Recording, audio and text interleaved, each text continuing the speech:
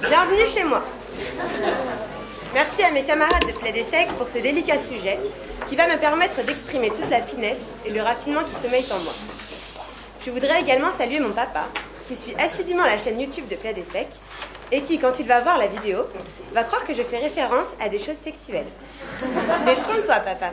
Il ne s'agit là que d'une référence, que de références hautement philosophiques, comme on sait si bien le faire à Plaid et Sec. Donc, quand j'ai eu mon sujet, je me suis dit que c'était bien le genre de questions qu'avaient dû poser à leur moteur de recherche quelques mecs avides de découvertes sur les moyens d'améliorer leur performance sportive et surtout dans l'espoir de trouver des excuses à leur piètre prestation. Ce n'est pas à vous, messieurs membres du jury, que je vais donner des leçons sur la mauvaise foi des garçons, ni à toi, Guillaume Le Chapelet, que je vais apprendre que 90% de l'éducation sexuelle des puceaux se fait sur Google. Ça n'a pas raté. Je suis tombée sur un forum où un mec pose la question qui fait l'objet de notre sujet. Le fait de jouer à domicile plutôt qu'à l'extérieur augmente-t-il nos chances de faire un gros score? Et là, toute ressemblance avec des personnes réelles serait fortuite. Un dénommé Francis lui répond par une démonstration étonnante de rigueur et d'incisivité en 3 points. Premier argument du dit Francis, il me semble que quand tu joues à domicile, comme tu as plus de chances de gagner, du coup, tu en as moins de perdre. On est d'accord? Deuxième argument qui complète bien le premier, tout dépend du niveau de ton équipe. Normalement, tu as un plus gros avantage pour gagner. Pourquoi pas? Enfin, il finit son argumentaire par une ouverture pour élargir le sujet. À domicile, avec 400 spectateurs, on a plus de chances de faire un gros score, mais avec 10 000 spectateurs, on a encore plus de chances de gagner. Donc, plus il y a de spectateurs, plus on est motivé, et donc plus on gagne. Bluffé par la qualité d'argumentation de Francis, je ne pouvais qu'être d'accord, ce qui m'a convaincu que ma position sur ce sujet était une très très bonne position. Si vous n'avez pas été convaincu par les 2 gros arguments de Francis, je vais vous expliquer pourquoi à domicile, il est plus facile de marquer des points. C'est l'histoire du capitaine de l'équipe des spermatozoïdes d'un certain Thibaut S.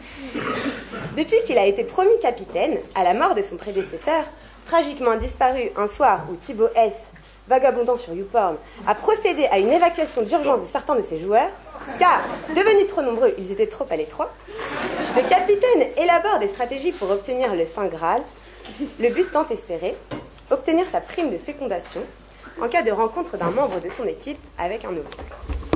Le problème, c'est que le capitaine n'a jamais eu l'occasion de mettre en application les tactiques révisées à l'entraînement. Malgré les tentatives de percer les défenses adverses, le nombre de buts cumulés sur les 20 dernières années de notre petit Thibaut reste désespérément à 0. Car oui, Thibaut n'est pas très fort en pratique sportive. Souvent, le match commence de la meilleure façon. Il arrive à mettre la pression sur l'adversaire jusqu'à obtenir un rendez-vous.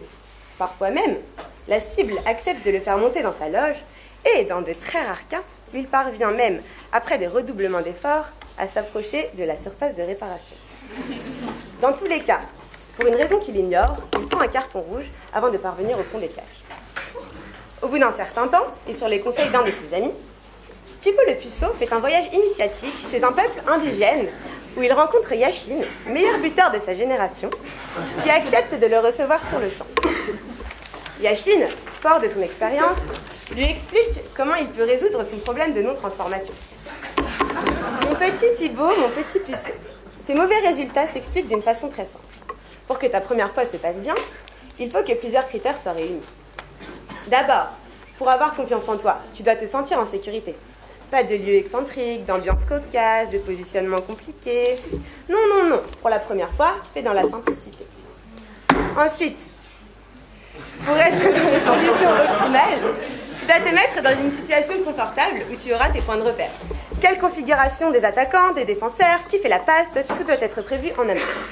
Enfin, et c'est le point le plus important, pour que ta première rencontre se déroule sans encombre, il faut que ton public soit là pour te soutenir en masse.